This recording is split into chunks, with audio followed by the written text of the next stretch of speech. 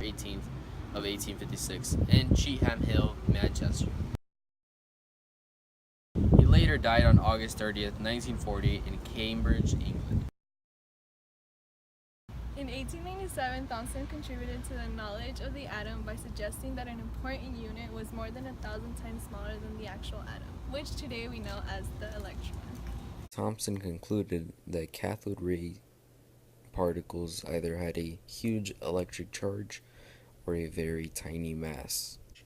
He repeated multiple experiments involving the charge-mass ratios using cathodes made from all sorts of different metals.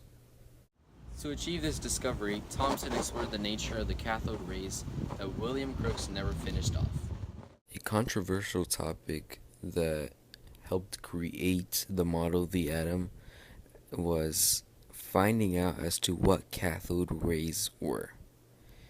Many attempts to find out what cathode rays were was by English physicist Joseph John J.J. Thomson. There was an intense rivalry between British and German scientists about what cathode rays were. British scientists saw them as particles, and German scientists saw them as a type of ultraviolet light. One of Thomson's hypotheses of light foreshadowed Einstein's later theory of the photons. He also guided one of his students, Ernest Rutherford, to the understanding of an atom's internal structure. Lastly, he built upon Crookes' discoveries of the cathode rays. Fascinatingly enough, Thomson went to Owens College at the age of 14. Later on in his lifetime, he received the Nobel Prize for Physics in 1906, was knighted in 1908 by the Queen, and became president of the British Society in 1909, and married Rose Elizabeth Paget, whom he had 2 children with. Robert Millikan was born as Robert Andrews Millikan on March 22, 1868 in Morrison, Illinois. He later died on December 19, 1953 in San Marino, California.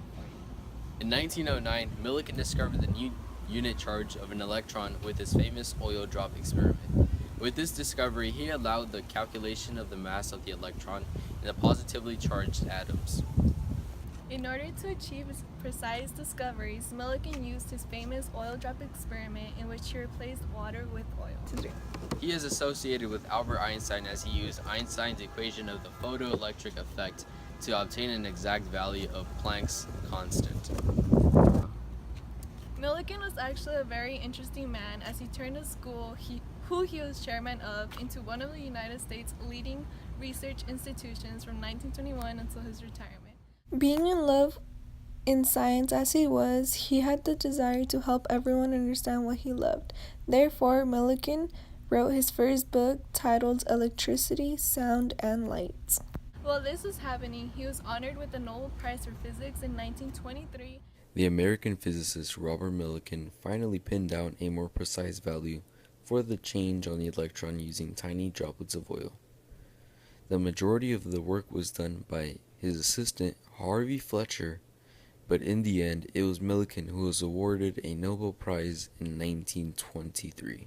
And married Greta Blanchard in 1902, whom he had 3 children with.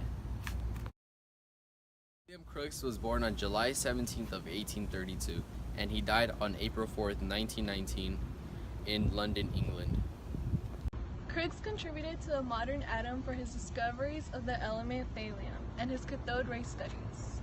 Crookes studied the effects of sending an electric current through a gas in a sealed tube. The tube had electrodes at both ends, and a flow of electrically charged particles moved from one of the electrons, cathodes. Crookes' discoveries of electricity being transmitted by a tiny particle helped J.J. Thomson bring an end to the controversy of the cathode rays. A little less fascinating than Thomson, Crookes entered the Royal College of Chemistry at the age of 16. Being the eldest and the son of a wealthy family, he was able to open his own laboratory. Throughout his lifetime, he was knighted in 1897, earned many medals throughout 1875 and 1904, and married Ellen Humphrey, whom he had 6 children with, surprisingly after being the eldest of 16 children.